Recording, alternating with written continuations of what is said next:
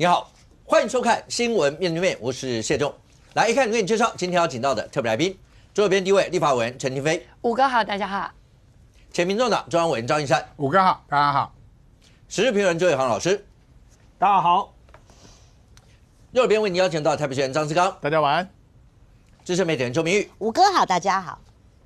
资深媒体人黄明。大家晚安。好，那韩国那6个小时的所谓的戒严，好，那全世界都是你不管叫它乌龙也好，你不管叫它是什么，但接下来呢，对韩国总统尹锡悦来讲，是不是要面临到所谓的弹劾？那整个来看的话，这整件事情会不会余波荡漾？包括在国内，那是不是也引起了一些大家讨论一些的状况？好，但除了这个以外呢，当然你会关心到，包括你说中国大陆有一些学生或运动员来，讲了一个中国台北这2天又潸然泪下，那当然引起大家很多讨论，但不管怎么说，那个盘丝洞，你怎么想都想不出来，这怎么会去想到一个盘丝洞？你任何一个人听到那个，大概都会很不爽吧？大家都会凭什么讲我们是这样的一些情形？大家如果好好的交流或各方面，当然 OK。但这整件事情显然目前看起来的话，大概已经走向了某种程度来看，是不是真的已经出现一些政治氛围上的一些的问题了 ？OK。但是另外，大家最关心的还是有一点，当蔡壁如自己都讲说，那看来检方是要起诉柯文哲，我们不是已经讲了800次了吗？如果你是检察官，你申请羁押禁见，你再申请延押1次，然后到最后说拍谁5回不起诉，你告诉我这检方是他个派系哦。一般来讲，这个状况不会出现的。OK， 好，那当蔡壁如讲这段目的是什么？是要讲出，但是他没有感受到柯文哲死定了吗？是要对照朱慧荣的那段话吗？不过一开始大家还是会绕在包括穆可到底是何方的神圣？为什么会在整个案子里面会扮演这么重要一个角色呢？我一开始让你听一下，柯文哲自己曾经说过穆可。来，义善，这是对的吗？要捐钱就捐钱，买东西就是买东西，它本来就是两件事情。穆可就是要卖东西的对，他本来是要卖东西的，但是整个过程里面，如果你有误导选民，捐款不是捐款，捐款可以换成点数去买东西的时候，那有可能就是，我当然可以多拿一个东西，我都能多拿一个东西就多拿一个啊，就变成是你变相的鼓励所有的选民。是不是到穆可买公司嘛？那另外就是 QR code 这个问题嘛。QR code 如果连结的后台的金流的管理，如果把所谓本来我只是要捐200的，你把它引导到所谓的穆可，有没有买到东西我不知道，但是引导到穆可这就不对哦。我按钮叫做直接捐款，如果后面的金流还是穆可的，那就是有所谓的诈骗诈欺的问题嘛。所以这个黄珊珊就出来解释说，所有的 QR code 绝对不会进到穆可公关公司，他还讲了3遍，因为很重要。但是呢，那一天节目里面我们看到那个 Thank you 坐我旁边，还拿我的手机去扫了这一张 QR code， 结果这张 QR code 这张照片大家看一下，卖的是所谓的穆可公关公司的商品，穆可小物，它上面有一个 QR code， 对，连进去不是连接到竞选总部的政治现金专户，而是直接连接到所谓的穆可公关公司的商品的一个部门啊。它的这个网址是穆可公关公司的网址。第一个，黄珊珊你说没有任何一个 QR code， 那这个不是 QR code 吗？而且这个是放在总部，而且有1个就有2个，有2个就有3个嘛。网络上的文化就是这样子，你只要出现一个我根本不知道是什么时候，我信任你放在总部的东西，我就把它连接出去，有人赖出去的时候，大家本来要捐给柯文哲的，是不是误导给大家变成全部都去穆可商店买东西嘛？这个才是问题。而且黄珊珊已经证明了，黄珊珊说没有任何一个 QR code 连到穆可公关公司，这件事情是不存在的，因为真的有 QR code 是连到穆可公关公司嘛。另外要讲的是最近的这个政治现金案其实刚刚讲到了，蔡壁如说一定起诉，当然要起诉，一定会起诉，起诉书现在都在写了，我们已经不是在谈金华城案了，都已经要开始进入下一个案，什么案？有可能就是北市科案嘛，因为今天最新的进度，吴欣颖，我们都快要忘记这个人了，都没有人说要约谈吴欣颖哦，结果今天检联约谈了吴欣颖，约谈吴吴欣颖是跟政治献金案有关吗？说真的，他在做总统、副总统候选人之前，他可能连自己都不知道他会当副总统候选人。到那一天早上，他可能才知道。所以你说他跟总部的政治献金案有关，我觉得不相信。但是他跟党部的政治献金案有没有关系？可能也有关系，因为他毕竟是民众党的不分区立委嘛，他有他相关的责任额，而提名的过程里面，柯文哲又不断的力保吴欣颖做这个不分区立委第5名嘛，那是因为我在旁边的时候说，柯文哲主席你要有一个人在党团里面帮你运作嘛，如果是我蔡壁如没有进去的话，你很难运作。他来说，反正蔡壁如我叫他下来，他就会下来。结果呢，第2年的8月，朱雅虎传了一个简讯给柯文哲说那个蔡壁如委员的薪水，我们老板已经同意要给了。蔡壁如那时候不是立法委员吗？所以柯文哲是不是从头开始就希望吴欣颖来当这个立法委员？而这个立法委员是不是跟民众党的政治献金跟总部没有关系，是有关系的。第3个当然就是北市科案嘛，我们很久以前就已经讨论，我们大家忘记了，市北科案其实从一开始3块土地 T16、17、18到底要合并还是分开招标就有疑虑了。第2个部分，就即使你分开招标之后，你这规格、资格、价格都有疑虑嘛。第一个资格，为什么是人寿公司可以去标所谓的生技公司？我们讲的这是生技园区嘛，那为什么人寿公司可以标嘛？所以才引发出它有元大人寿跟星光人寿这个所谓有没有假会议记录的一个问题嘛，因为你不能只问星光人寿，所以你要找另外一个人寿公司是不是有意愿来标嘛，所以有那个假会议记录问题，这个叫资格的问题，为什么人寿公司可以来标嘛？第2个叫规格的问题嘛，规格就是 T16，它原本是都要写投资计划书，为什么 T17、18它不用写？为什么他不用写这个投资计划书嘛？第3个疑虑就是价格的问题嘛，它跟 T16 相比，它价格几乎是 T16的1/2。边啊你啊，为什么给小下小？那得标的金人保的董事长一定很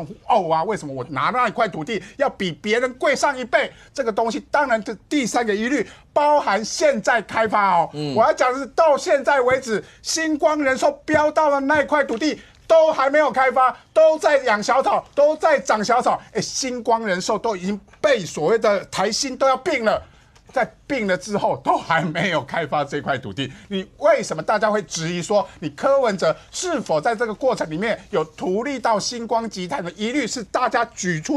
证立例的这些疑虑嘛？这些东西是不是下一个案子起诉完金华城案，检联重点要办案子？我们可以从今天约谈所谓吴欣颖这件事情可以看出端倪嘛。另外就是众望基金会的问题，众望基金会今天简书培有举证所谓的市政府给他的资料嘛，因为本来5月就要送给台北市政府的社会局来核备嘛，他们没有送。9月的时候被姚慧珍爆料之后，他们说我们会送。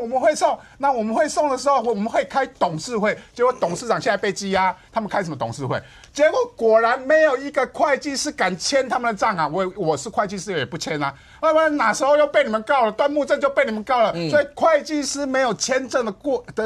的情况下，就送给了台北市政府。台北市政府当然也不认嘛，直接把资料就送给检联了嘛。所以这个东西变成是一团乱账，包含众望基金会都是一团乱账。为什么说它是一团乱账？它的捐款收入来源，一般来讲我们小额捐款因为有个资法的问题，我们把500块1000块这个姓名遮住。大额捐款，你众望基金会做慈善的，我们可能基金会里面都要贴红布条感谢某某某公司董事长捐款50万，这个东西他们反而都是用圈来代表嘛，表示你不愿意让人家知道大额捐款人是谁嘛？那为什么你不敢让社会大众检视大额捐款人是谁？是不是他跟市政府有相关的关系嘛？另外支出也有问题，他的支出将近有683万是人事费，有将近租金叫354万是所谓的租金，租金在台北市信义区1坪算3000块，好不好？它可以租到100坪，它在台波大楼2楼嘛，100坪的办公室，它这个600多万是可以用到10个人的，结果你有10个人的人事，有所谓的100坪的办公空间，结果检联去调查的时候，有没有众望基金会的人去开门？没有，是民众党的副秘书长变成人家顾门口的，跑去帮众望基金会开门，表示众望基金会是不是就是一个空壳子，而这些人事费或租金根本就是虚报的。这个未来检联都还会持续来调查。因为如果是基金会的话，当然你说公益的支出一定要占非常一定的比例。那因为就是为了公益嘛。如果讲说最近出现，大家一直在检视所有的，包括是不是真的有所谓的8大金库啊，类似这些。第一个，我们先来看 QR code 这件事，小雨，QR code 这件事最早是你提的嘛，对不对？好，发展到了现在，那你看到包括陈展出来跟你讲，包括黄珊出来跟你讲，还讲了3次，说没有任何一个 QR code 会连到木可所有这些发展。你对于 QR code 现在发展到这样，跟你的认知，你觉得他们讲的跟你的认知到底落差在哪里？第二个，刚讲到其他像众望啦或什么，因为看到那个支出，一个是人事费用，再来就是租金，对，所以这个基金会就是人事跟租金了，就解决了。这太不可思议了啦！哈，那我先从 QR code 比较简单开始讲。QR code 目前为止现在有3种版本啦。好，那第一种版本大概就是说什么李文忠啊，就是有这个另外设一个 QR code， 然后到处去募款啊，或是举牌啊，这个是 QR code。然后后来发现这 QR code 进到了木可嘛，好，这是一种版本。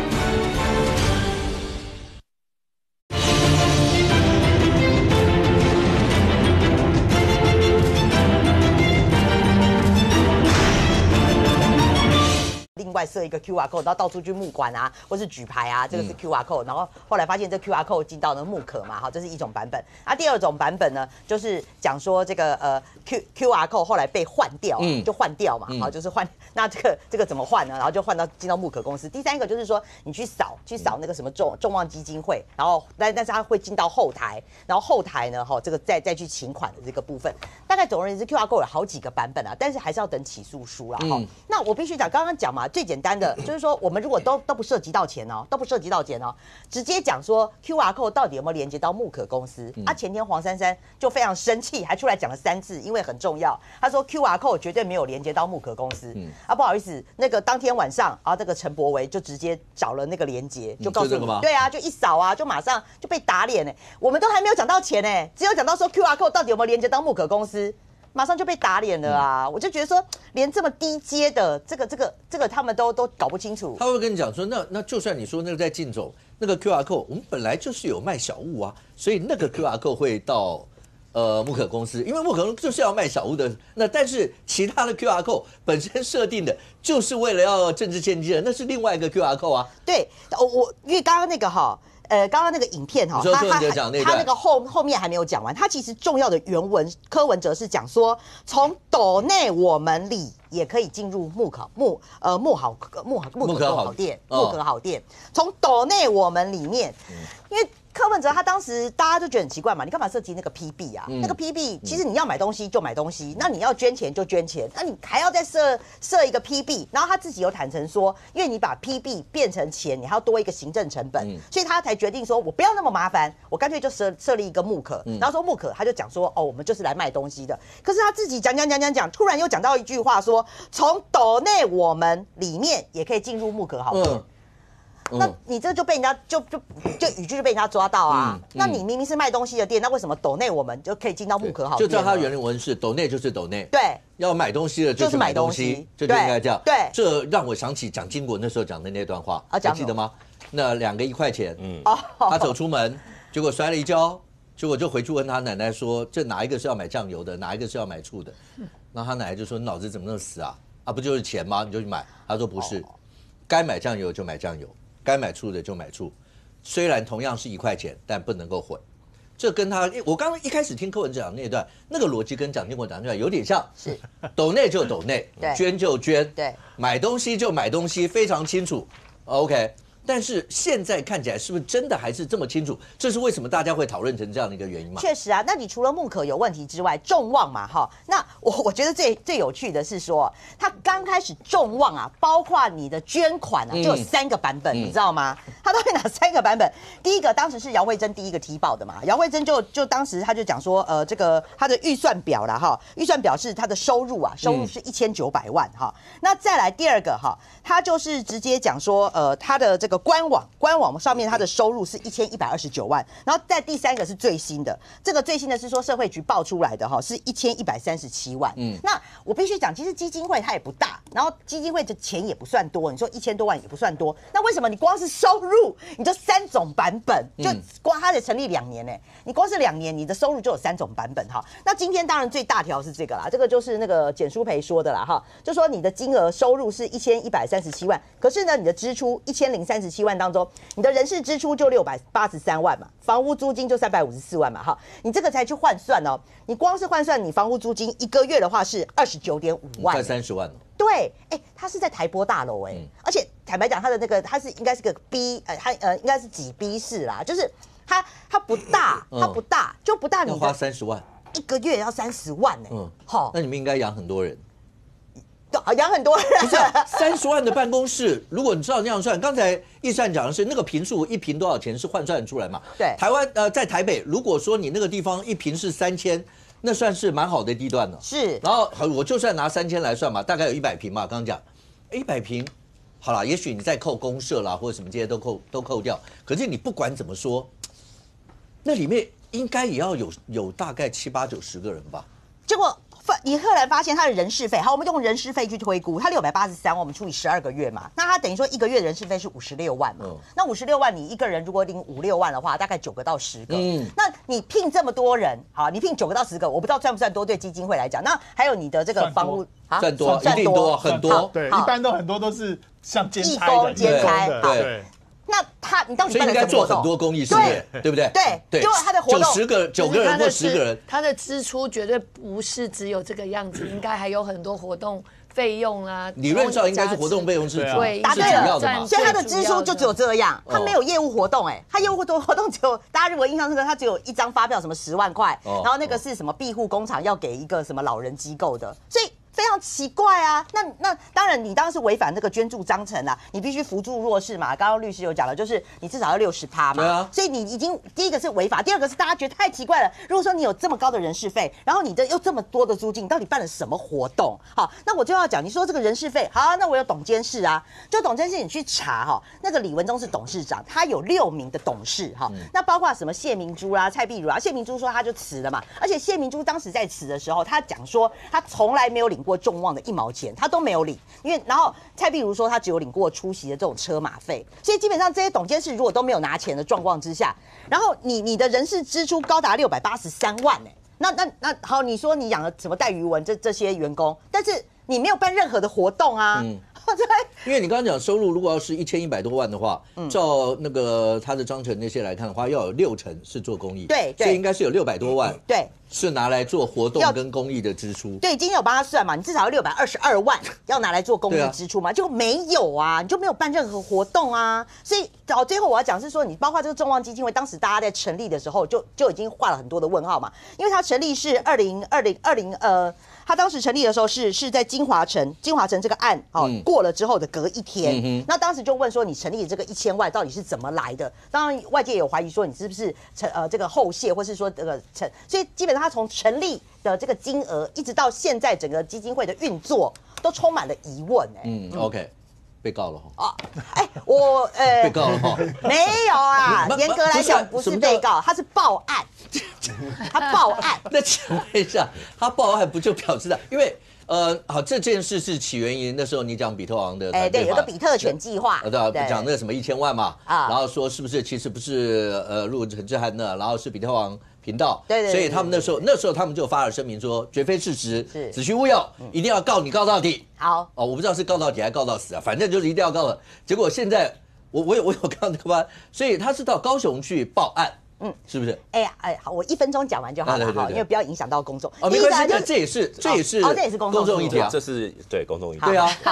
基本上几个点哈。第一个点，我是说当时有这个比特犬计划，然后指的是这个比特王频道。但是多少钱？是不是1000万？因为1000万是周刊说的，所以这个到底多少钱？我打一个问号。那这件事情发生之后呢？很多人关心我嘛，都告你没？那我后来你知道，因为我没有去看，然后都是这个周边好心的朋友跟我讲的，他就说，他是去报案，他去报案。那他报案为什么我不讲他的频道名字，我也不讲这个人？因为他说他不知道我是谁，他说我是一个没有名的人，他说我蹭他。我蹭他，好，那我就不要蹭他啦，对，我就不要蹭嘛，哈，这是第一个点了哈，对。那第二个呢，他那个报案的理由啊，他说这个什么我公然侮辱了恐吓，说我恐吓他啦，然后说我的言论让他心生恐惧，好。所以我就不要再多讲，不然我讲了，人家又心生恐惧，我要拍谁了哈？那第三个点更有趣，因为他人这个明明在台北，好，然后他就打给了叶元之，叶元之公开在节目上讲，哈，因为他旁边还有王义川啊，然后有李正浩啊，有这些人都可以作证，然后叶元之就公开讲说呢，这个人就直接打给他说他人在台北，但是他无论如何呢，他就一定要坐高铁下去高雄，然后他去报案要告我，好，因为他说就是要让我去跑高雄。不好意思，有一个叫做移转管辖的啦，好了，这个，然后后来就这个就是最后一个，其实我最在意前面3个点我都不在意，但是我最在意的这个点是说，你知道，就是去报案的这个人啊，他这个因为这个频道里面有很多的制作人嘛，那唯一一个去报案的人，他是国民党的。是国民党的党代表，还替国民党在2020年选过议员。那我不了解，我今天去讲民众党的事情，我讲比特犬计划、比特王计划、比特王频道。那为什么是国民党告我呢？这是不是国民党呢？你可不可以明天带我去找朱立伦？我想去问一下，我讲民众党的事情，为什么最后告我的是国民党呢？那我现在找谁申诉？我要去找对张思刚可以吗？可以帮我一下朱立伦吗？那到底跟国民党什么事呢？不是国民党中央啊，是某个国民党党员啊，这样要弄清楚啊，主体这样会不一样。对，那你们现在是大哥帮小弟出气吗？还是我不知道，因为我不认识那个人，告人我不认识。对，太神奇了！我最后讲一句，套句黄国昌的话，太离谱了！好，谢谢。国民党的党代表竟然没有支持侯友宜，跑去支持柯文哲，这个问题比较严重嘛？国民党党纪要不要处分一下？他讲那位为什么这个？是因为他的那个比特王计划、比特犬计划，就是在所谓的总统大选期间的一个所谓的计划嘛，就是网络上面的行销计划。本来还以为是这个1500万是政论节目嘛，所以就是帮柯文哲辅选的计划嘛。可是人家告小玉的原因就是他讲说从头到尾就没有这样的一个计划，他们也没有拿到这些钱，他们就是自己在做节目。他的意思应该就是这个样子。但我恐吓他，他说我恐吓他，他看到你心生恐惧，是看到你就气魄。不是他根本不知道我是谁，他说他不知道我是谁，他为什么会看得到我呢？对啊，太神奇了。罗生门，邱明玉3个字啊，重如千金。因为他说是一个叫做邱明玉的人，因为他不认识我，然后说我蹭他这样。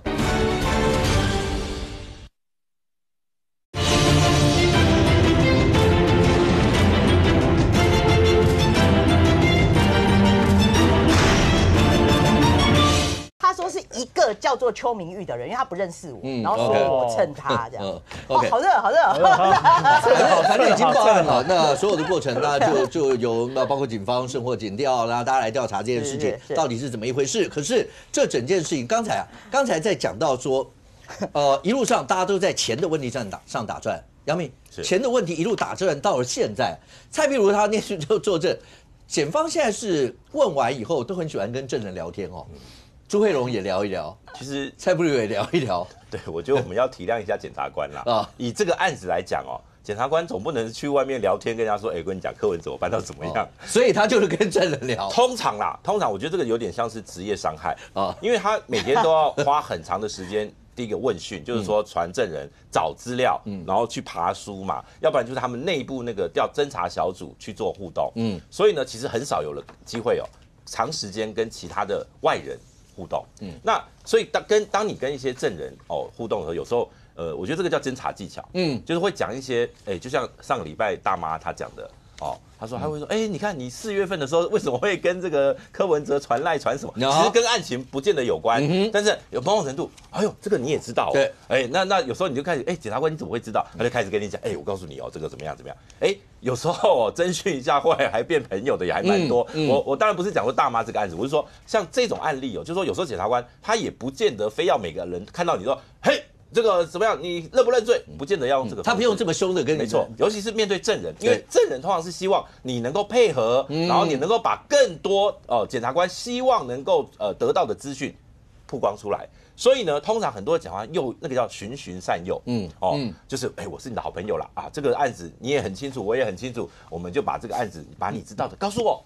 我们就我们互相这样，很多都是用这种方法，那有些那个第一次面对检察官，原来检察官没有那么恐怖对，这么和蔼可亲，那我就还跟他聊天嘛，某种程度也有这个心理智障的效果所以我觉得对检察官来讲，他也利用这样的机会。其实这个真的是问讯的技巧。如果今天你碰到一个检察官，那你碰到一个那个死眼，这个我保持沉默，那个我保持沉默，反而检察官心里很受伤。我完全没有办法让你一句话都透不出来。蔡壁如为什么这时候出来讲说，检方跟他讲说，对，现在在写起诉书了，然后其实我就讲，杨明是不是大家都知道一定会起诉，只是你罪名要用什么，甚或啦。我觉得可能不只用图利，对，因为他都已经查成这个样子，都已经外面都已经传你说科幻文都已经写成这样，所以某种程度这样。但是蔡壁如出来讲，但是他是要对照朱慧荣那段话吗？因为他就讲说有没有感觉死定了？朱慧荣是那天在节目里面，他直觉就觉得死定了。对，蔡壁如是要讲这一段话，意思是没有，我没有感觉死定了，是要告诉所有的小草没。对，当然，蔡壁如姐是在主持人询问他因为大妈觉得柯文哲是你有没有这样的感觉？他说没有，我没有，因为他们同样都有被传讯作证那关键我觉得蔡壁如姐她讲的说，检察官跟他说起诉书要准备开始写了，那这一段我觉得大家也不意外，为什么？因为已经延押了嘛。那最多就到明年1月5号。那这个时间点，大家怎么想也觉得现在12月了。对啊，最后1个月暑假作业要开始动手。对，而且你要写很多的话，你现在真的要开始写。没错，而且除非检察官有一种技巧，就是说，在我侦查结束之后，我觉得我没有把握的，我另案，我就说这个另案再办，那就可以延长我侦查的时间。可是呢，我有把握的，我先把它写出来，所以这是一种，就好比说像郑文灿的案子，有一些东西我起出来的这个你要说款项不明款项，我就是另外立案侦办，那就不会占用这个案子起诉的时间。所以呢，我想这个因为到最晚是明年1月初嘛，最快可能今年12月中下旬。可能就会有这个起诉的结果出来，那也差不多啦，该写了。这一份这个如果是柯文哲的检查，这个案件啦，包括金华城案，包括可能有图利，可能有这个所谓的收贿这些案件的起诉书，少说写个50-60页不为过吧？50-60页我觉得可能还算少可能要上100页对，可能要上100页。对，所以。要开始动了，开始把一些这个证据什么都要开始去把它组合起来。我想这个不意外，但是现在这个时间点刚好很巧，又碰到现在法务部这个所谓的检察长遴选因为明年2月有这个桃检、新北检高雄检，还有彰化地检署的检察长任期都满了。那结果这个时间点呢，我们的法务部长开始要烦恼的就是现在新一波的检察长遴选开始报名。但这跟这有什么关系？当然，因为这个其实就是某种程度叫做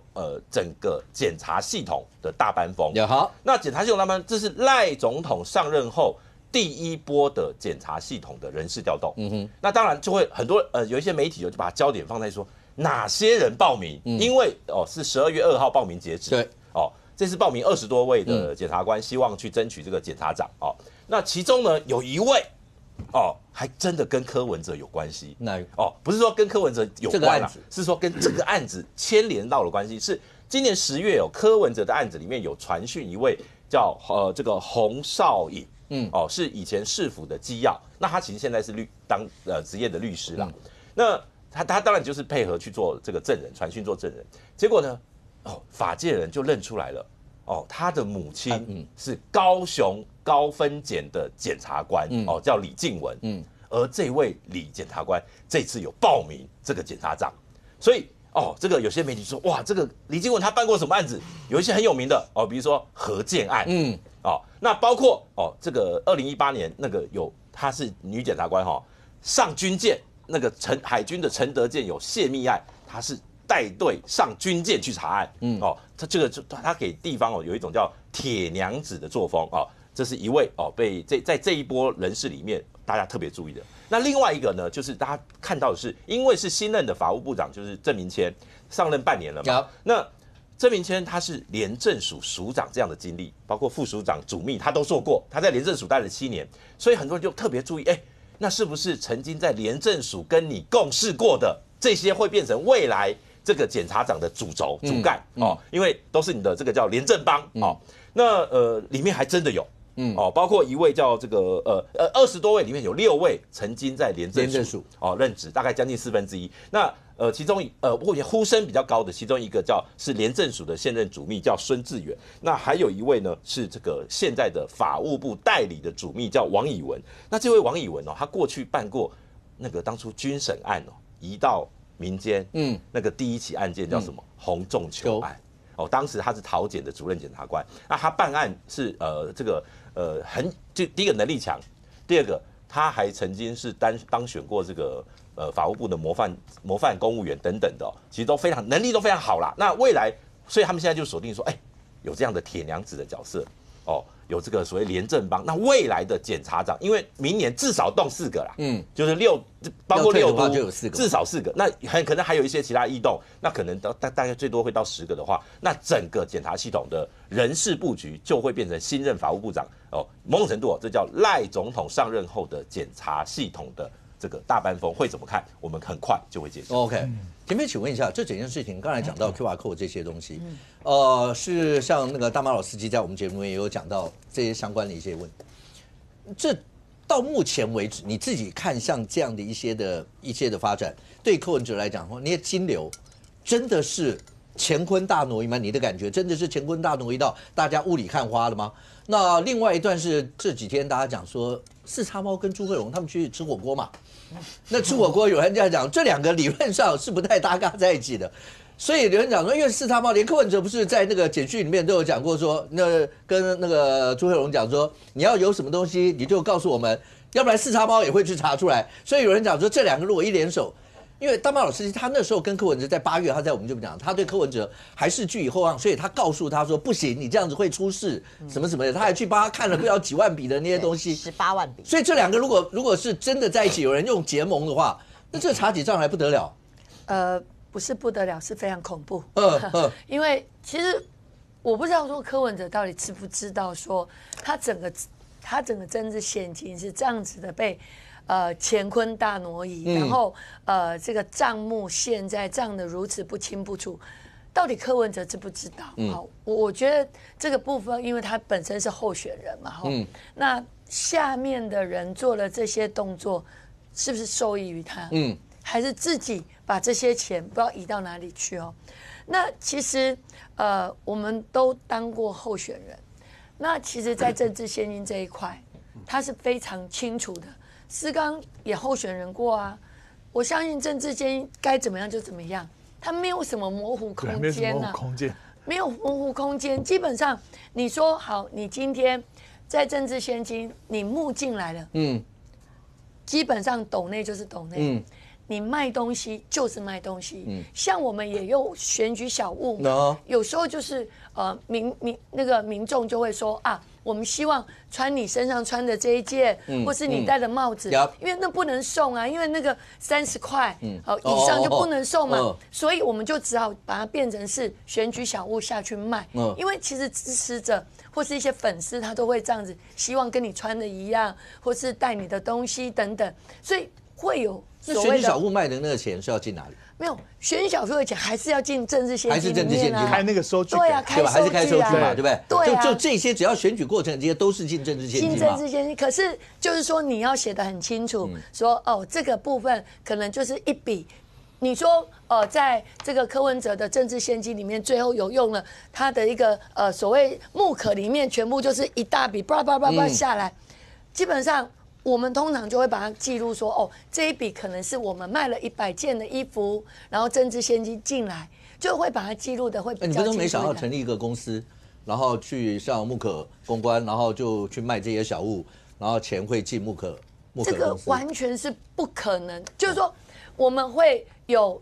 制作，可是制作就是成本嘛。像我今天。对嘛？从来没有说你怎么会进到这家公司，然后由这家公司，然后去制作之后，然后由他去卖，这很奇怪。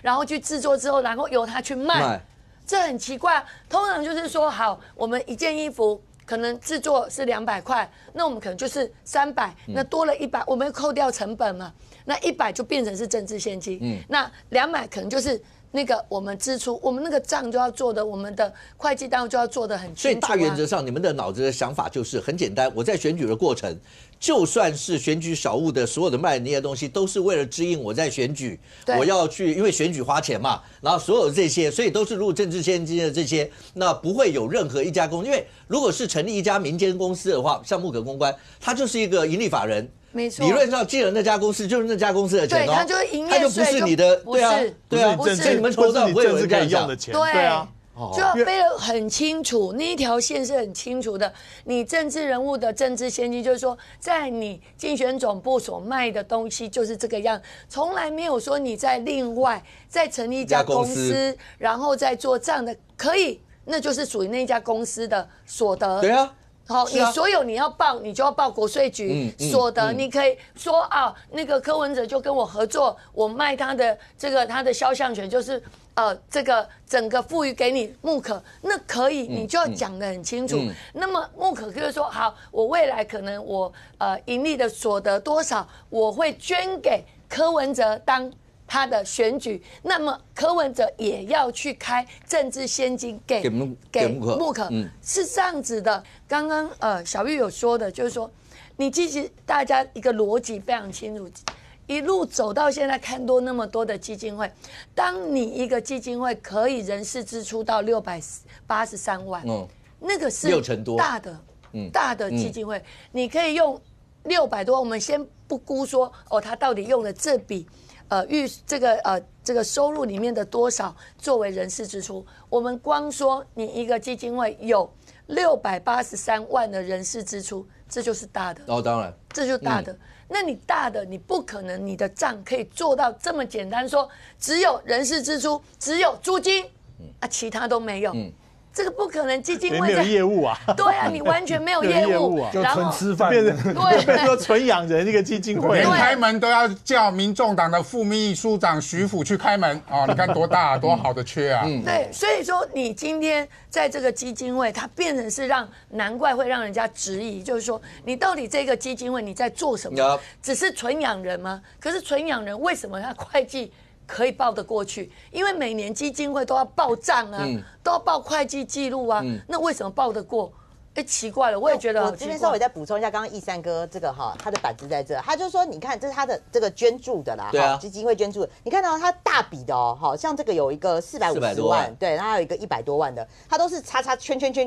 股份有限公司，那他都公布这些小额的比如说有人捐500的名字给人家公布，所以他为什么有的公布，有的不公布？那而且他捐多的他都不公布然后50万以上啦，我没有查过，就是50万以上他都不公布，他都不公布。对，那这些人为善不欲人知。不是啊，一般基金会刚好相反吧，刚好相反吧，都会贴红纸条感谢某某某董事长捐款多少钱捐助做那你要怎么解释呢？我只能说他为善不欲人知。他就是公开资料吗？这公开的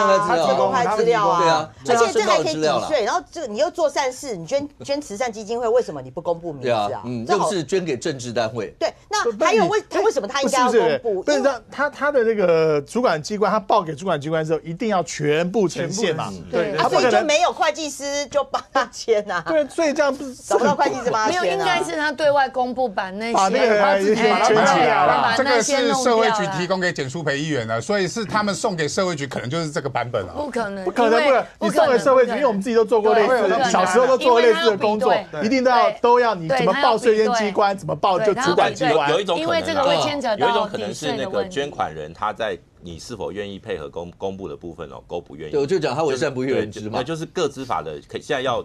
当事人同意，所以他一开始就预设他不公开，所以呢送出去的资料可能就会变成，OK 比较有可能。可是最重要是因为你可能如果连接到政治现金，譬如说他跟市府，比如说有什么生意往来什么之类有标工程的话，那这种还适不适合捐？这也是一个要。但是基金会因为它本身是捐到基金会，所以比较没有这所谓的利益当中的问题。因为基金会它所定的，它会依照他们基金会的章程，然后主旨，然后去做很多的活动规划。所以我觉得说，在当时候为什么他可以人事费拉到这么高，然后活动完全是零？那在这个基金会的所谓收支的部分还可以通过，不会被退件。我觉得这是比较奇怪。可是很清楚，他众望基金会如果依照这样的一个资料显示，它就是一个养人机构，而不是办活动的机构、办业务的机构。我在最感慨有一段就是说，其实像刚来宾也讲，譬如政治献金，这是应该是很单纯，应该是很单纯嘛，非常单纯。可是为什么事情会变得这么复杂？思康，你也选举过好几次，你们也要申报这些。你刚刚讲基金会的一些业务的运作也有参与过，那你本身对于金融体系或财经这些也非常熟稔，那为什么会是这个样子？为什么要搞成这个样子？而且我今天看媒体上，北士科你是召集人对不对？是对。然后我看媒体上你有讲说，有港商在北士科这个案子里面被劝退吗？有时候说有资料，有一个就是跨国的物流集团。那想要在台湾设立这个算是区域总部了。后来就是在这个过程当中，他们之前不是有一些去做一些访谈啊，透过一家顾问公司去做一些访谈啊等等。后来这家公司就听了之后，他自己就打退堂鼓了踢退堂鼓。那当然后面我们想要去跟他再进一步接触，说了解到你当初为什么撤退的原因，他就说这个事情反正对他来说已经结束了。因为跨国企业也不想去沾惹你台湾内部的奇奇怪怪的事情既然没有来投资呢，事情就结束就算了。不过我刚才补充一下那个易善讲的就是当初呢在标的时候16、17、18，我现在就金人保是16，17、18就是星光人寿。当初呢是要3块一起标，但是呢3块一起标的时候，就有这个包括元大啦，包括这些人寿公司，就是个建议，就是说，这个标的太大了。第一个标金高，第二个呢回收不易，因为那个时候刚好是疫情，大家对于经济前景不是那么明显。然后呢，再来就说，也不知道说那一块呢未来市政府的主要的用途是什么，因为在当时是真的想要做生计啊。我当时最早的接触是我们那边有一个就是阳明大学那边甚至想要跟其他的一些国内的资通讯厂商合作，在那边建立的比较属于高端的智慧医院。智慧医院，因为你是特殊产业用地嘛，可以做这些生技医疗，但是后来就结束嘛，因为市政府的决策不是很明确，那后来它就变成所谓一般用地。所谓一般用地，就跟我们旁边的内科那个还有就什么行业都可以，南港一样，我就是把市政府地标出去，你拿来就做办公楼，就大概就是这概念。所以呢，后来呢，就是把16、17、18拆成2块，16呢金人保就标走了，然后现在呢正在改，然后再来17、18的星光人寿就标走了。那当时这个过程当中，还有一点就大家觉得也是很奇怪，为什么金人保那16要写计划书、投资计划书，但17、18不可以？那当时告诉说因为它16那块地呢具有指标性的意义，它在比较精华区，但是我每天经过我都觉得一墙之隔，怎么会差这么多？对啊，我也觉得就是一墙之隔嘛。然后就是16、17在那边了，16在那边，17、18就中间隔了一墙。也没有，就是一个布幕挡着，为什么会差这么多？所以这个当初去判定的标准到底是什么？好，那你现在16、17新换人寿拿走，你公司只有50年现在掐指一算，已经过了几年了，3年了。一般来讲，这种应该是你标到就要赶快，对不对？甚至我在标的时候，我连图都画好了，就是我告诉你说我要做什么东西，然后我一标之后呢，赶快半年之内赶快开工建造，在弄嘛。他已经盖了快一半，但他地基已经打起来了，所以人家是真的当一件重要的事情在做，就为了他当做企业总部，当着底下呢是商场，就可以在为当地呢带来不同的这个购物啊，还有是办公经验。但是我们上个月我还在市政府问就说到底17、18现在的进度如何？他说他们现在在改图，在改图，他可能要把楼呢就往下降，但这是他什么时候要完成的？改图完成的，他说预计的12月这个月就是结束，就是图改完。对，我要再问，因为他的建造再不给的话，他时间快过了，快拖过去了。那块地到底要干嘛啊？他可能改完就是做办公楼吧。好，那刚才有个变数，好了，他现在开始那个新病，两个新病病完之后。很多的这种过去的投资恐怕都要做重新的一些检视等等。那我就希望说星光人寿赶快出手，赶快盖，好不好？不要让这2块地荒废在那，这样很难看。OK， 可是大家在检视所有这些包括柯文哲他所有这些相关的一些各个单位啦，你不管基金会啦，或者说进总啦，甚或木可，因为柯文哲刚刚你看到他自己告诉你们，木可对木可就是柯，好不好？对，大家都知道。那只是这个木可公关是不是也是柯文哲能够主导？这个他还在看最后出现的一些相关的资料。戴伟航，所以不管怎么说，照理来说，柯文哲的支持者年轻族群居多，对，所以应该是线上，包括捐款啊或什么，对，线上应该居多，对，但他的现金比例太高了一点，会不会？这个现金比例过高的事情，从我们一开始在抓账的时候，大家就已经发现哈，所有人都用应援的系统。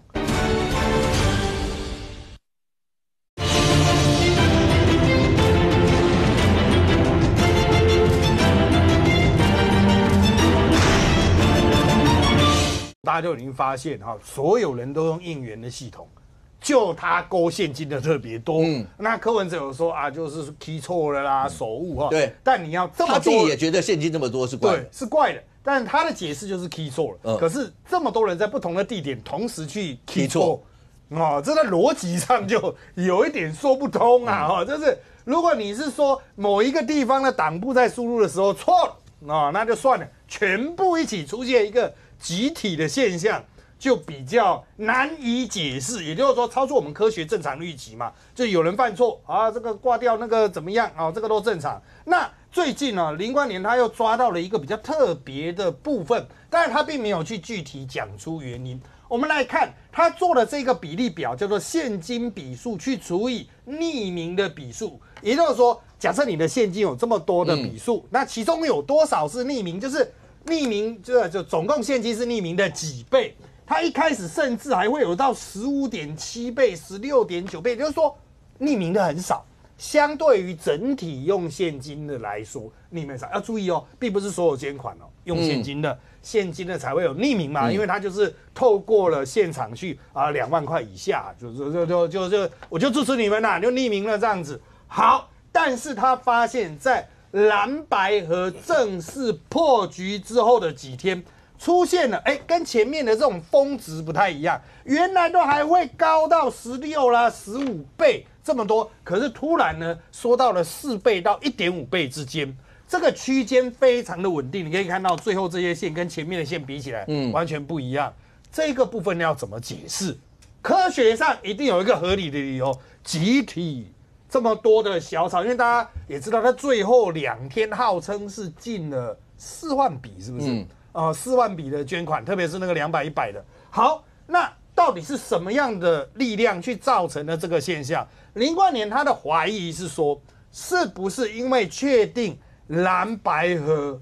破局，所以原来蓝营金主期许他蓝白合进来的钱是以现金形式，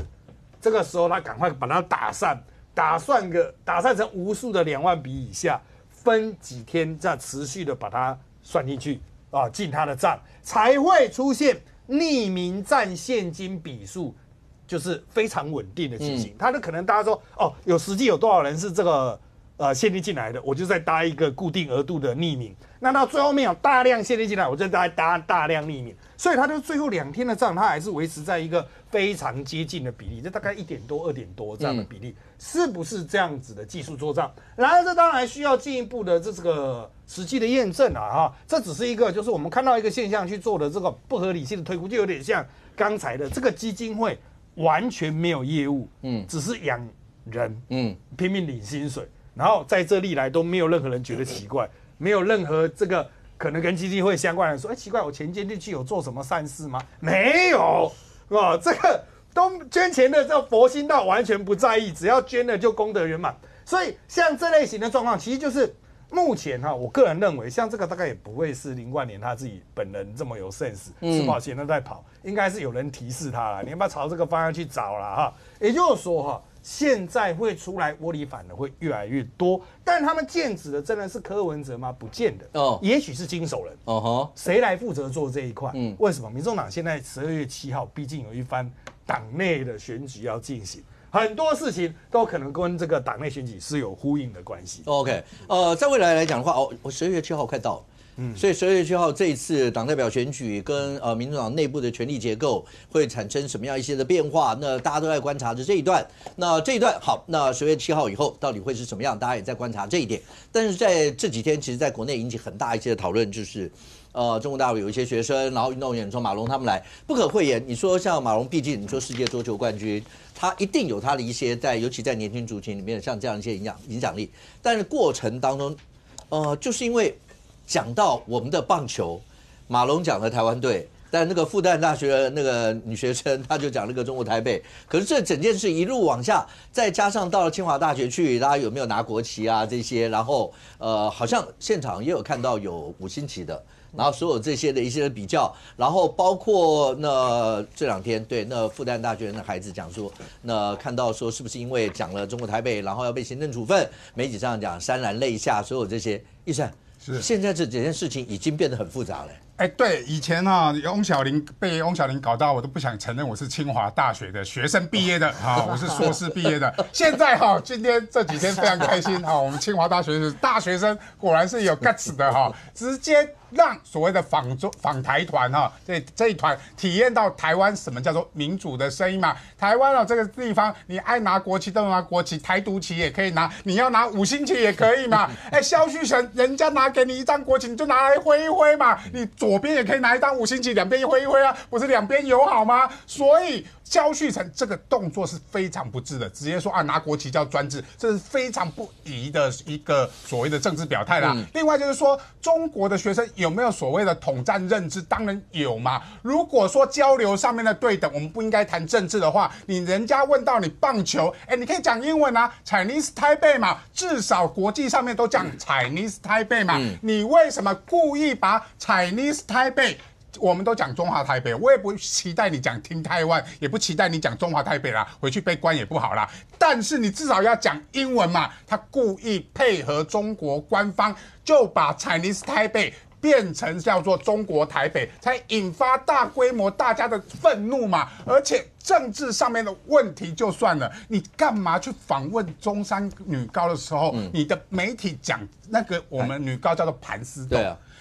高中交流，你们都是大学生，你们去高中干嘛？现在大家已经出来否认台北市政府不是中山女高说我们没有邀请马办说我们没有要去结果到底是谁邀请的？现在都变成罗生门。现在问题来了嘛，中山女高的家长们都抗议嘛，你们怎么可以用媒体用盘丝洞这句话来说我们嘛？盘丝洞这句话就是说你马龙好帅我们女生都没爱讲。结果呢，我去查马龙到底是谁，因为我真的不知道马龙是谁。他除了他姓马以外，我打了马龙2个字 ，Google 第1名的是谁？你知道吗？Google 第1名的搜寻是马龙是谁？结果大家都跟我一样，都在查马龙是谁。马龙大家都不认识，你不要骗我说中山女高的学生知道马龙，我只知道卡尔马龙打篮球的那卡尔马龙，没人知道马龙是谁。为什么会尖叫？为什么还说大家都很喜欢马龙？原来下车之后就有一个大妈。这个大妈大姐啦，我们不要讲大妈，大姐第一个下车，然后比手画脚指挥大家喊马龙结果呢，媒体就按照她的指示嘛，旁边就有人哀叫嘛，中国的媒体就用了这些画面，用了这些尖叫声去形容中山女高是盘丝洞。盘丝洞在中南部是很难听的一个那个3 Q 说都会打架的就是如果你讲人家盘丝洞去讲一个女生的话，在中南部会打起来的。为什么是非常难听、侮辱女性的言辞嘛？所以我不怪马龙，因为不是马龙讲的。这家中国媒体，第一个他已经违反了台湾的法律，叫性骚扰防治法嘛。第2条直接讲，本法第7条第4项的性骚扰的样态，只违反他人意愿且不受欢迎，而且有性跟性别有关的言语嘛，羞辱、贬义、敌意、骚扰之言辞跟行为嘛。中国媒体，我直接讲，以后这家媒体谁报的，不准再来台湾。为什么呢？因为你已经触犯了台湾的性骚扰防治法因为我们没有办法处罚所谓的中国媒体嘛。那马办，你要不要针对这件事情来道歉？第2个，政府单位、所有的性平单位，你要针对马办，因为邀请形容中国的媒体形容中山女高叫做盘丝洞这件事情来进行调查，让他们知道台湾是一个性别平等的地方，不容你们这些人来侮辱。是个这件事情现在看起来真的已经变成，我不知道那个政治味是不是已经全部都浮上来了。那从中国台北这样，包括你说那个复旦大学女学生，为什么在这时候要哭，要什么什么这些？那好了，像马办的执行长萧旭成，在这过程当中，刚讲要不要拿国旗啦，所有这些，生活他讲那个什么1450啦，然后绿色家长，类似这些，以后两岸这些人交流怎么交流？都不要来了。我觉得陆委会的想法就是都不要来了。然后最好这些不管年轻的也好，年老的也好都基本上两岸的人断就断。然后呢，反正就是大家就喊喊话，然后但是真的不要再交流。然后交流之后呢，来一个体育的这个明星，过去他有怎么样金牌选手来这边就说他是统战。其实马龙还没来之前，我也不认识谁是马龙。但是呢，我这礼拜接到最多的选民服务电话是什么？爸爸妈妈。或者他本身问说可不可以帮我想办法把这个球拍，然后去给他签个名，然后问他们在哪里，我可不可以去带小朋友，或者是他自己呢要去跟他去合照。国民党像您自己会对于包括马英九前总统跟萧旭成最近的这一些的行为举止，你会觉得对国民党会有伤害，或是你觉得没有什么伤害？反而两岸之间你觉得会加分？我觉得在因为现在有很多的重点反而摆在马前总统跟萧旭成在这个过程当中，因为你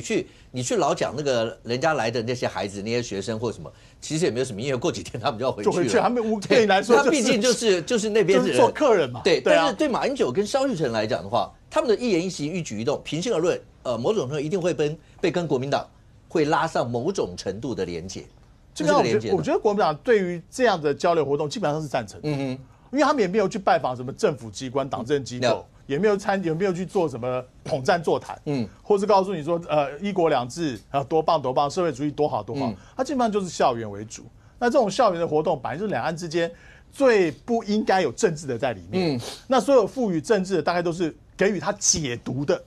这一块。OK， 你像这个宋思瑶同学，他也许讲这个有人听了耳朵就不开心不顺利，但是他也许从小的环境，他就中国台北，对，他就这样，他也许从小环境，他的媒体。他的那个世界里面就讲你叫中国台北，那我们叫我们自己中华台北，叫台湾都 OK。那所以他就脱口而出这个，那一直去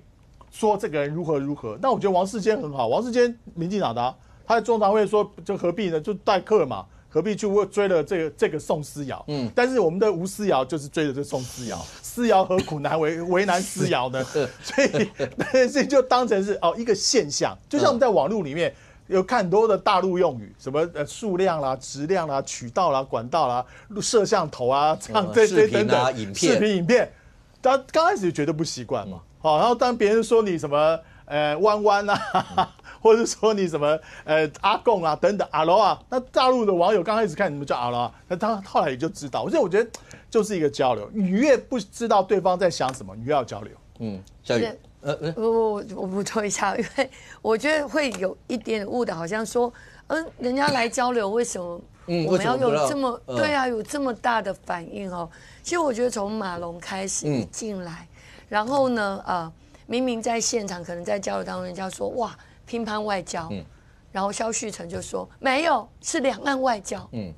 其实就从那个点开始。其实你应该在两岸交流当中，任何的学术交流就是开放，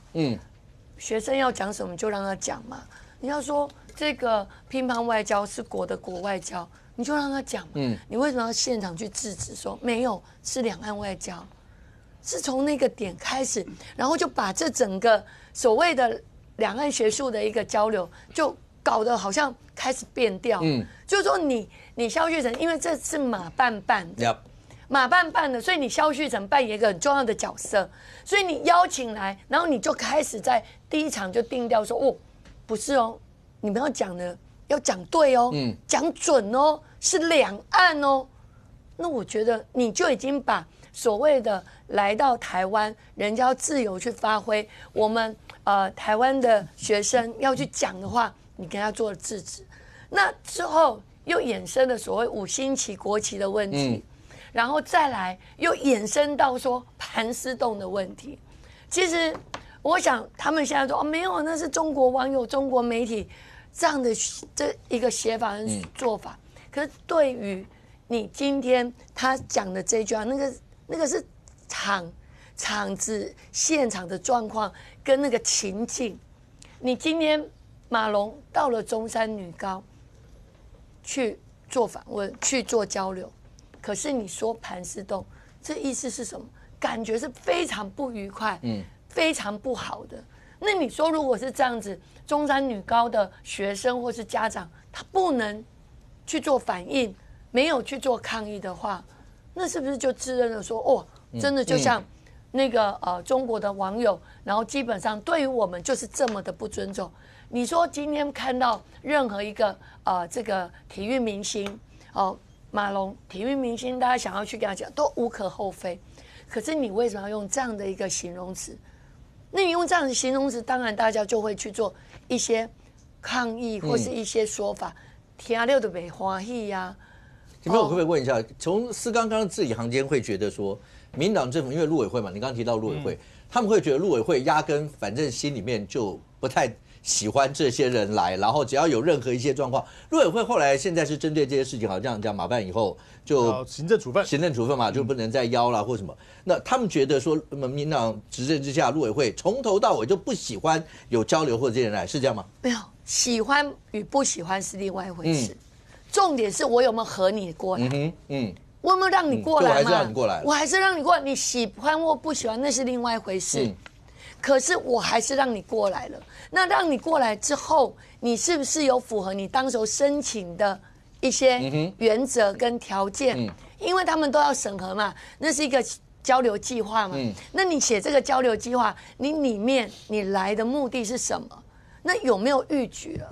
那你逾矩，你如果说我们这个主管单位都不能去做一些所谓的制止，就像我刚刚讲的，如果今天你来是让大家大鸣大放，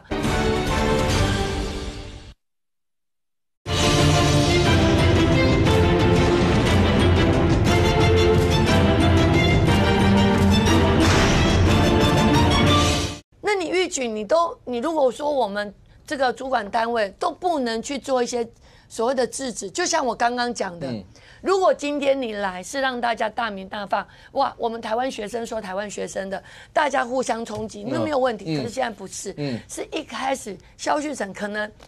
会担心说，我邀请过来的，我们的学生讲到这个所谓的这个乒乓外交，然后可能会讲到国与国之间关，不行，就开始制止了。那你这样就违反了这所谓的交流的一个原因啊！我们是民主国家，咱们公上，我可以讲出我想讲的，而且我的立场是什么？这原本就是冲击嘛。可是之后从那个这个萧旭晨自己跳出来，硬要把他拉回来之后，整个就乱套啦，就会变成是一个好像把它政治化了。如果你都不要，就让它很自由的，然后大家想讲的，台湾学生想讲的，中国来的学生想讲的，大家都讲出他们的想法，这才是交流。结果你定调之后，而造成了后面就会有政治议题政治化。那台湾人对想那嘛，你越是这样讲，我就认为你的立场已经有偏颇了。你这个邀请已经不再是像你原来的这样的邀请的一个出发点，有这样的一个状况。OK。这个，我觉得萧旭晨在整个活动里面，他的角色一点都不重要。因为重点是来的人跟要做的什么事情。他坦白讲就是一个领队。那我自己在海基会工作五年左右的时间，那我也会随大陆团来台湾，然后我们也会拿一张表，这是他今天会干嘛，会去哪里，今天去见周老师啊，那几点到？比如说他就要按照表定的，比如我就在文化大学的哪里，我要跟周老师见面，然后会有哪些人陪他陪见，这个在表上会有。如果没有的话，我会提醒那个大陆的团员说，你这个时间点，周老师没来，你们换了詹老师，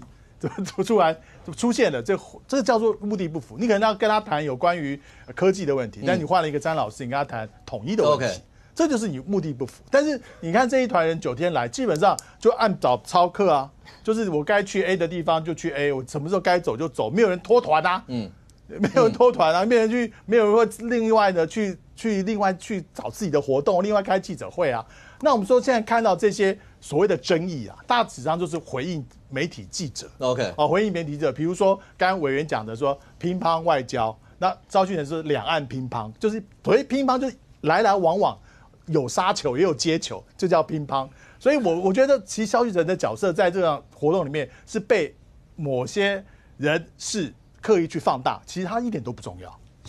萧旭成重不重要？那也有人讲说，这一次老共能够过来的，是不是包括是共青团的一些成员啦？那是不是一定就会有一些政治思想在这里面？那萧旭成在这个里头，因为他重点是他讲了什么清大1450了，然后中山女高的什么绿色家长啦，类似这些。那刚才思刚特别讲，你管萧旭成干嘛呢？你就管他们来在做什么就好啦，是这样吗？对。萧旭成是比这些这个中国台北这个更令人愤怒啊，因为你这个是自己人欺负自己人，自己人矮化自己人啊。好，那我先还原一下萧旭成当时的这个到清大的一个情景啊哈，就是说这个清大这些这个参访团的学生来之后，萧旭成一下车，好，因为不是就有人开始举牌嘛，举牌抗议啊，他就直接转头啊，跟这些这个参访团的人讲说，他说这是1450跟侧翼同学。哇！然后这些同学呢，就听了就马上呛他说：“我们是民主刺客啦 ，OK？ 不是你这何必这样子去讲呢？对不对？他说这是1450这样。然后最让人愤怒的是说当时不是就有这个清大同学要递国旗，就是要递国旗给他吗？然后他就讲说这是专制，你不能要求我做什么。”哇！然后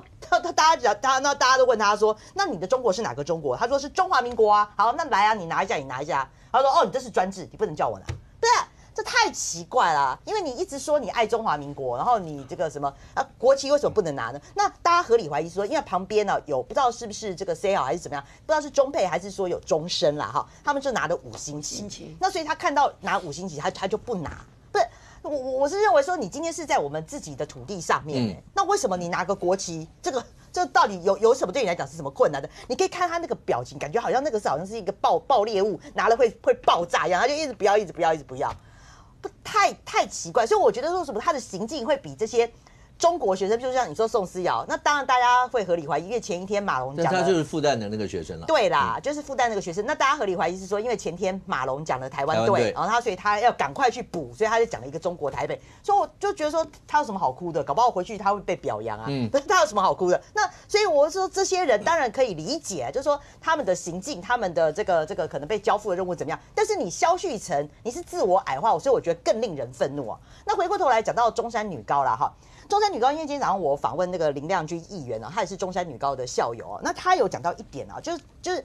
说这次参访团来他们的这个程度都是大学或是硕博士以上的这个学生，那他第一站竟然去选了中山女高，这到底要交流什么？你今天去交流清大、成大那个什么交大、台大，这个都没有意见，因为你就是硕博士跟大学生嘛。那你第一站，你下了飞机，第一站直奔中山女高，我就问你们的这个大学生，你要来看中山女高，要交流什么呢？要交流什么呢？对，那而且他看的是去看中山女高的这个高尔夫球，还有一个什么 STEAM 什么研究室这种的，那我就说你到底交流的程度到哪里？好。那再来啦他说盘丝洞这个是当然，刚刚大家已经骂了好几天了，可是他还有跟进的另外一个报道，他是报道说中山女高是设备破旧，他把中山女高那个逸仙楼说它很破旧，不好意思这个逸仙楼是我们的3级古迹它是1937年是那个日本的那个设计的，日据在，对，你把人家的一个3级古迹，你说中山女高是破旧的设备。不然我就觉得说你这根本就是你就是要来丑化嘛。那好了，那还是要还人家公道啦。譬如说那个有些人网络上一直在攻击说中山女高没有升国旗，这有啦，因为它是7点半升旗，一直到4点20分降旗嘛，所以从头到尾都有这个，所以没有的事就是没有。但是其他的真的太奇怪。最后我要讲了就说我今天问亮君议员，他说他也去查，那这个行程呢，马办说他们没有说他们要去申请看中山女高，因为我就讲嘛，这非常奇怪，他是大学生，他要去看高中生干嘛？这也不是交流。那这个亮君议员他们也去问那个家长会，他们说他们也没有申请，为什么他们不申？他们也没有去特别申请，因为他们隔一天马龙来的隔一天是他们学校的这个第2次会考，要月考你对学校来讲第2次要月考，当然月考比较重要马龙有什么好重要的？对啊，那所以这现在变成一个罗生门马办说他没有申请，然后那个家长会也说没有，就到底现在是谁要出来扛啊？那到最后是不是又是蒋万安？对啊，这跟蒋万安什么事？这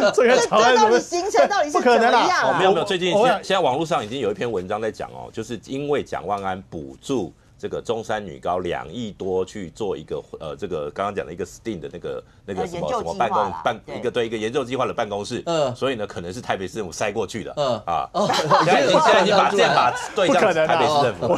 这个都是网络上以讹传讹。我真的，我很保证的说了，因为这一类的参访活动，一是主办单位跟校方直接联络了，但是联络说你这个时间点 O 不 OK，愿不愿意接待，然后规模干什么，基本上他也不会去问台北市政府，最起码。一定有人，一定有人邀请或有人申请，然后有人答应，要不然校园门就打开，因为这么多人稀里糊涂进来，中山女高没有台北市政府教育局同意是不可能去的，就这么简单。对，但是基本上这件事情校方是可以自己做决定的。他们是大学生，他们去看高中生要干嘛？高中要教育，博士生也会去看幼稚园啊，那你要怎么好交流的？对，因为看教法、教学环境啊，这个有人都扯这没有意义的啦。又出现了，包括好了。从台湾队、中华台北，然后因为那个副代讲了个中国台北，整件事情就这开始烧起来了。然后再加上萧一成队，刚才也讲到，他也讲了一些那样一些字。你有在媒体上讲到那个名称，对你来说打棒球，你觉得最好的一个名字反而是中华队，是中华队。对岸的人不讲中华，因为中华代表是中华民国，他反而认同你是一个国家的主体了，所以他为什么你看那个女学生一定要讲中国台北，而马龙讲台湾队。反而他们愿意接受台湾的，我的意思是说，在对岸的立场怎么样，要他们讲出中华台北他都不容易，连当年北京奥运，在对岸他们都称我们为中国台北，那我们还去抗议，后来他们的媒体才改成写中华台北，那他们很勉强啊。可是我觉得这一次的争议这样，这次其实我觉得马办帮了民进党很大的忙啦，为什么？第一个。你看，像比如说王一川第一场质询就献给陆委会了，然后呢就说要求一定要惩处嘛。那如果陆委会去判不管是因为行政处分还没出来，如果说认定比如说马办未来多久不可以再有举办类似的交流活动，好，那接下来绿营的这些大学生没有机会再抗议了，你知道很多人都说这次很感谢马办是台独再一次的往前迈进台湾的主体性再一次大声的喊出来啊，所以你未来赖总统任内如果都没有办法办的话，其实对蓝军不见得是坏事，所以也有这样的说法了，就是说像这样的案子，当然你说这个对两岸交流实际上的我觉得意义本来就是形式上，因为为什么？因为对岸的军机没有因为这一团来而减少，甚至国防部的统计，从11月25号到12月的这个4号，就是昨天总计是186架次的，包括共机130架次，共建56架次，所以这个没有减少啊，比前2个礼拜都还多。那所以我觉得，如果今天对岸也没有因为这样而提供所谓更高的善意，比如说，如果在这个交流期间，或是像接下来的这个双城论坛，在交流期间，对岸的共机共建就减少，很明显的减少，我们也许会有一种叫做和平的感受，但是如果也没有，那就这边来这边的，然后呢，这边国防单位、军事单位照做他的，对，而且最后还搞到这个萧旭成他们变成好像是卖国贼那种感觉，我觉得大可不必啦，我觉得蓝营也不用去。这样，当然我知道两岸交流有它的必要性，但是我必须说，最后因为一个所谓的中华台北、中国台北或台湾队这样的一个争端而引发出来的讨论，反而对两岸交流其实是不利的。可是接下来，我想接下来就是双城论坛啦。对，你光讲说刚才那件事都有文章开始扯蒋万了嘛，对不对？是。那双城论坛总是蒋万他们要办的吧？对，这一定是蒋万对吗？对，像这一种两岸交流这个要达成具体成果极难你要说什么？我们这个签了什么？不可能嘛，不可能有实质的政治协议传达善意呢。阿共的军方也不会理你一般的这种什么教育交流啦、市政交流嘛。军方有他们军方的玩法，中南有中南的玩法，地方政府有地方政府的玩法。为什么讲到地方政府？因为双城论坛。那当然，今天双城论坛引起争议是简书培他们说，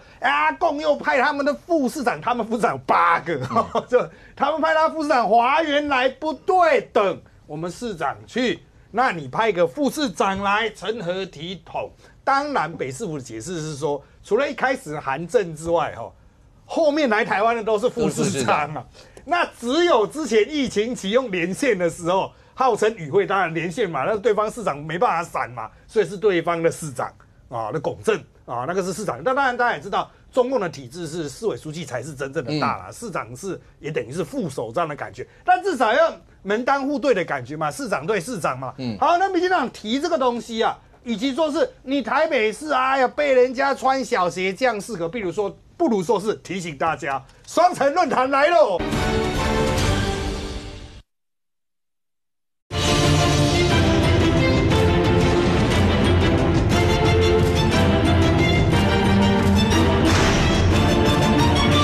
与其说是你台北市哎呀被人家穿小鞋这样适合，不如说是提醒大家，双城论坛来喽。好，双城论坛一开始还是国民党政治人物的两岸红利，甚至柯文哲都把它当作两岸红利啊。可是现在这个时间点，它还是两岸红利吗？这个就是如履薄冰了。人家来会不会又碰到一样，又是举旗子在那边唱台湾雄用的？又在问你说，你要不要对棒球夺冠讲几句话？会不会又有这种问题？试过一次，对学生试过一次，你后面还是可能会出现类似的场景。所以怎么样去因应才是重点。我们已经很成功了，看到了萧旭晨的因应就是有问题的。当然，我的解读是萧旭晨就是想红的，他才不管你什么马龙嘞，马龙只是我旁边的人形立牌啦。今天这些学生都是我的人形立牌啊。所有的镜头就是集中在萧旭晨，感觉是萧旭晨去大学访问，期待的一些人这样子。萧旭晨其他的快乐朋友们所以现在就是你如果萧旭晨，所以他也不会管马英九，也不会管国民党。你的意思是这样？对啊，如果马英九在的话，我觉得他那国旗马英九应该会拿起来因为红马的个性是会拿。可是萧旭晨呢，他想要趁这个机会去让他再次能够在台湾政坛发挥一点影响力，因为上一次他有这么样的重要性，已经是去年的11月了，就是蓝白合的时候。之后他消失很久，他后来也是出来接受访问说蓝百合当时的时候怎么样，也没什么人理他，所以他一年大概就是发光一次了，他就是需要透过这样的场合。好，萧旭晨现在已经帮大家立下了一个标杆，就是这样会出事，而且会出大事。那接下来蒋万安这个考题就都给蒋万安，因为人家所有的媒体，包括民进党都用同样的考题去考萧旭晨，萧旭晨把考卷写成这个样子，那你蒋万安你一定要写得更漂亮啊，不然你接下来你就不只是个市长，你不像萧旭晨，马英九可能永远都是马英九办公室的主任，但是蒋万安是要往上的，他迟早会离开市政的等级往上，他怎么回应这个问题，怎么去因应双城论坛，我觉得是变成他觉得是市长任内以来第一个最大的讨论。OK， 好，那对国内来讲的话，你说像这样的一些议题，往后譬如说从双城论坛以降，那未来是不是还会出现像这样一些？那到底大概要怎么样去因应各政党之间会怎么样看待？但是在前2天，对那个今天一戒严，然后突然6个小时，有人开玩笑讲，坐飞机去首尔登机，然后飞到那儿，下了飞机还没出关，就发现解严了。那中间完全不知道发生了什么样一些事，这到底所谓何来？但这整件事情在国内，在我们国内反而有点余波荡漾，是吗？就是因为发了那篇文吗？没错，这民进党在第一时间之内有点窃喜。其实我们第一篇那个文章，我就觉得民进党觉得暗暗帮这个尹锡悦的暗赞，觉得尹锡悦这样做的太棒了，扫除了内部敌人，扫除了共产势力，扫除了万恶的在野党，然后呢，在预算上面，在人事上面呢，给予强力的监督，让尹锡悦就北送。所以呢，当天晚上跟国防部长商量好之后，就决定戒严。民进党第一个时间的文章是说，同样他说什么一样是面临到什么外面的一些环境啊等等啊，还说他是什么民主好朋友、民主同盟等等，但是南韩内部全部马上打脸了，南韩国会和第一时间之内把他的戒严就把它除掉了，所以民进党看苗头不对，才去换一篇不痛不痒的文。但那个第一次的发文已经被很多媒体截到了，也有的看到了。那韩国的媒体也都做出了报道，而且韩国媒体也是主流媒体哦，也不是什么什么小报或只是社群网络哦。包括他每日经济新闻是说，台湾执政党上传了支持尹锡悦戒严令的帖子哦，但是后面紧急删除。所以这种做法，我觉得在这项基金，民进党内部又出现很多矛盾的讲法，因为有人说是黄捷发的，那个第一个时间，他说他从来不支持戒严，但是呢，吴思瑶说呢，那篇文章呢讲的不是戒严，那到底是什么？那黄捷认为说那个是讲的戒严哦，第一篇的贴文讲的就是戒严哦，所以我觉得这件事情哦。可大可小，但是我觉得不能说把问题又推给小编。吴峥又说这是小编的问题。那你这个民进党的文宣部主任干得也挺轻松的，你这个党团的这些干事长干得也挺轻松的。就那么晚发生这么样一个重要有关于党的立场对这件事情的看法，而且你现在执政党，你的看法是会影响国际对你的观感，还有你对这韩国的这件事情的一些定论。第一时间的看法是什么？美国国务院出来第一时间，他觉得非常震惊。好。他觉得从他讲完那个以后，大家就知道这次戒严的结束。对 ，OK， 因为他知道，我们的民进党讲却是说，觉得这个方法，我觉得很心里面的帮你按赞，鼓励你这种做法。所以我觉得民进党这个事情要交代清楚，绝对不能这样子，然后大事化小，小事化无啦。那到底是谁要出来负责？是党团的干事长要负责，因为这小编是立法院党团的小编，还是党的文宣部主任要负责？我觉得内部要查清楚。那我们是外人，我们就等待一个负责任的民进党愿不愿意把这件事情查清楚。廷飞这篇文章是要帮南韩这次的戒严按赞吗？整件事情发生的时候，因为赖清德总统那时候是在出访期间，那同时他也是民进党主席，然后中华民国总统。所以在那过程当中，大家一定会讲说，那即便在国外，势必要做出一些回应，中间过程的一些的内部，可不可以跟大家也讲一下这些的过程？然后现在看起来这几件事情，国民党是刚讲了，然后包括民众党，你看黄国昌他们骂成这个样，意思就是说，你要给大家一个交代，这件事情未来怎么样？其实我们第一时间听到从媒体听到的时候。你非常震惊了哈，就是震惊也是觉得说，这怎么会有这样的总统这种闹剧？不论是你今天什么理由戒严，这是知识体大的事，当然，怎么可能你一个总统就这样子宣布？绝对不可能。他那时候还是光州事件的辩护人，没错。对我很难想象光州事件经历过的那些，然后他竟然戒严是。感觉上就是这么儿戏的就直接出去，连解除也都是这么儿戏，从头到尾跟没有发生过一样。对，所以当然解除的理由这当中到底有多少人？我想美国出手，我觉得其中也有一个很重要的角色。所以说最后就是用国会的这个所谓的最后的决定去做整个事件的一个落幕哈。我觉得这应该是一个。剧本，然后，所以我必须说，这个党团的这一篇，我们完全不知道，我们完全不知道。然后当时大家都还在关心说，这个南韩到底发生什么事的时候，然后一直不断在了解这个状态的，然后确实我们都不清楚这一篇就下来了。就拉下来，换了一篇上去。我们根本如果没有媒体截图，我们也没看到这一篇。事实上是如此，那是隔天当整个南韩这个戒严事件告一个段落的时候，然后隔天全部都在炒这一篇文章，因为截图之后媒体爆出来，我们才拉下来去看的时候，其实我觉得党团，我现在就不用去追究谁的人，就是大家共同错的就是错了。在第一时间发这篇文章，就是跟大家道歉，这个绝对不是民进党。我们对民主从过去到现在，我们一路从这个要求解除戒严到现在，我们的立场没有变过。那到底是谁决定？我觉得不要再追究，因为追究没有用，因为已经罗生门了。就是大家站出来，大家道歉。民进党团在第一时间没有去做好很重要的一些了解，而做出这样的一个所谓的错误的一些发文，我觉得错就是错，所以我认为这才是真正能够把整个问题告一个段落，否则国民党从昨天到现在就一直在做这样的一个提款，然后不断的就是说你要负责，你们要说清楚要谁道歉。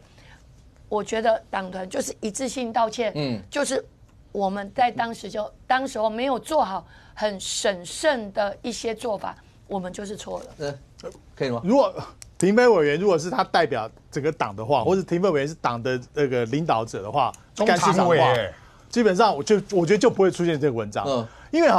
底下的小编是会闻味道的，就是我这一届的党团干部干事长或谁，他的喜欢的走向是什么，我会去写一些文章配合老板的想法，而且最重要的是，你们现在干事长吴思瑶不认为错啊，吴思瑶觉得说这篇文章没有什么啊。别人在问他的时候，他也不正面回答这篇文章需不需要有人出来做一些道歉、负责或是说明都 OK。我觉得你至少外界讲说你的流程是什么的话，那到底以后你的这些社群的文章哪一个代表是真正的民进党？我觉得这是一个大家要搞懂的问题。我觉得我应该是第一时间，我觉得所有媒体都一直在说，问思瑶说这里上，这里上，这是谁决定的？我觉得变成说一直在追究说这个事情的到底关键的负责应该是，所以我觉得目前不要再追究，就是民进党团本来就是代表民进党所发的，错了就是错嘛。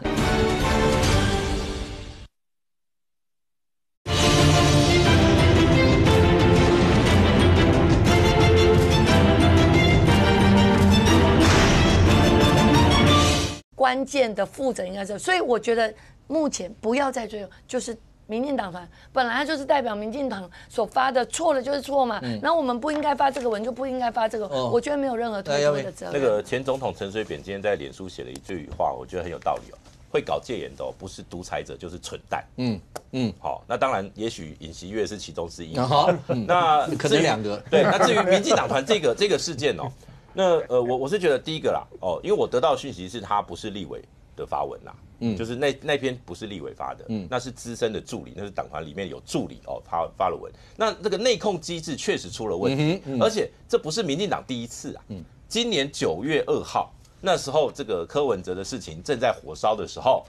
那时候民进党的官方的脸书发了一篇文章，说什么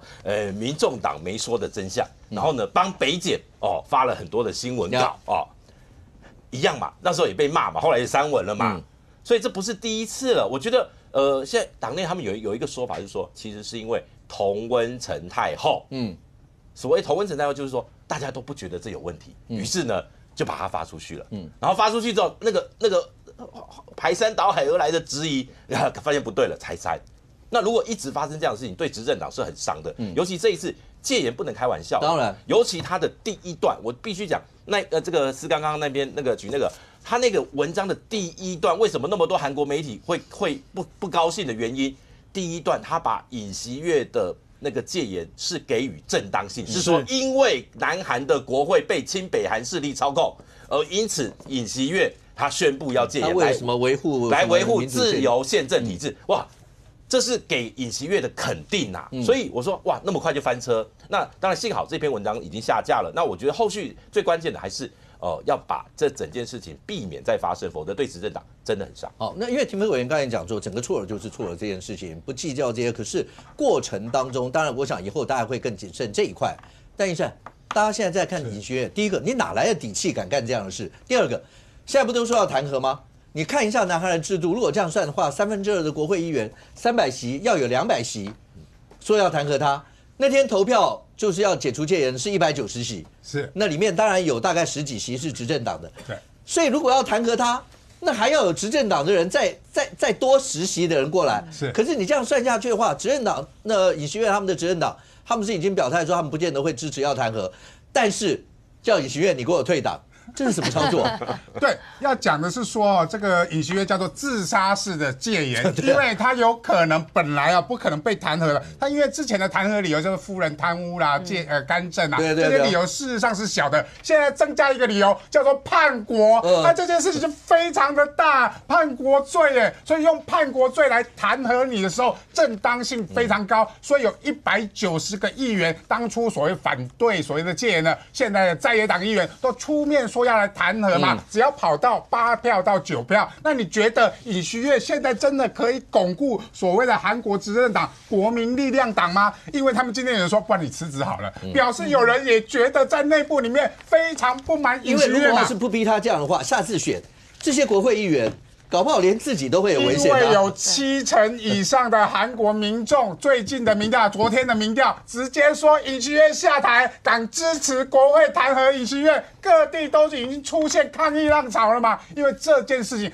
赖清德总统讲得好，民主得来不易，韩国跟台湾一样，他们的民主也得来不易啊。他们之前也经历过非常多的军事政变嘛，所以人家就直接讲尹锡悦的戒严令风波，朴正熙就是军事政变的专家啦。他说你是不懂政治的做业余者，军事政变没人这么搞的，怎么搞？他说之前包含你的军中的人脉，因为我们知道516政变的朴正熙或者双12政变的那个全斗焕，其实都是军人出身，军人都在军中养有非常人脉嘛，人脉非常充足。第二个就是你没有掌握警卫部队嘛，我们可以看到那一天去的部队其实就是命令来，我就是应付一下，没有装子弹也不挡嘛，连那个记者过去抓住你的枪杆子，他也说好当作没事，还骂他，你去骂尹锡悦，不要骂我啊。所以整个部队你是没有掌控的。第二个部分就是你没有掌控政府部门，所以地方政府第一时间都说我反对戒严啊，我根本不执行你中央政府的所谓的戒严令嘛，所以地方政府反弹，国会更不用说嘛，190票马上就解除戒严。他们在算的时候，难道没有算到说国会可以马上投票反对你的戒严令吗？一定都算到了嘛。所以为什么你还这么干，就增加了一个所谓的这个所谓的叛国罪的罪名，让国会可以现在来进行弹劾嘛。韩国最大的在野党李在明他就说，尹锡悦这一次的图谋不轨，可能刺激北韩挑起武装冲突。他当然是讲风凉话了，因为他其实不要说他亲北韩，至少他对于所谓的战争这件事情，他是采取比较保守的态度。他之前也说，台海战争关我们北韩南韩什么事，关我们韩国什么事，所以他对于所谓跟美军的同盟这件事情，其实是非常的一个不在乎的。所以美国跟韩国的军事同盟会不会因为尹锡悦的事件产生变数嘛？这个也是为什么美国那么不满，你尹锡悦要采取这个动作，事前美国也不知道啊，所以连美国都不知情的情况下，你竟然采取了这个那么风险这么高的动作，未来可能会面对所谓的弹劾下台的命运，而未来南韩总统有可能是李在明所以变成是川普上来头痛了。他未来如何进行所谓的跟美韩同时的军事同盟的重新再建造？另外，第一岛链会不会因为最大的在野党主席李在明上台之后，反对所谓美军的相关的一些行为的行动的时候，他会变成是对于第一岛链的防卫产生破口？这是川普上台之后第一个要面对的国际问题。